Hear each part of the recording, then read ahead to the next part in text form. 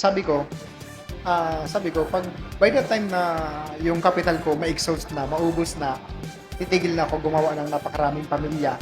Pero by that time, napili ko na gusto ko manok. Tama. Stable na yung farm. Okay. So true enough, after 4 years, umiscore ang manok natin sa World Slasher Cup, nag-solo champion. Ayan, ito, maganda. Pag-usapan natin, sir. Kasi off the air kanina, we were talking about your notable achievements as a breeder. Kwento nyo sa amin yung naganap nitong this year na January edition ng Slasher. Yes, so ito namang nangyari sa World Slasher Cup. Ito na yung mga version natin ng mga Bruce Barnett na tinatawag natin ng mga Airwolf sweaters. Airwolf sweaters. Yes. Oo, nakikita ko yan. So, Magagaling.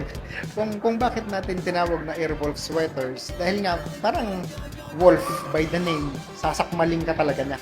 Oo. Sasakmalin ka niya. Tas air, syempre, dahil Sa taas. lakas sa taas. Sasakmalin ka niya. So before ko nagawa yan, sabi ko nga kanina, inaaral ko yung mga labanan.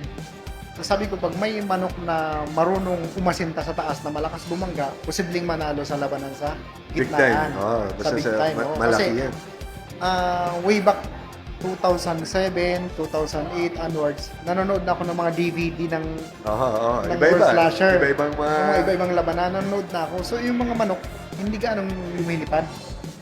So pag may makadevelop lang ng manok na marunong bumangga, na marunong pumatay sa taas, marunong talagang dumamage sa taas, mananalo.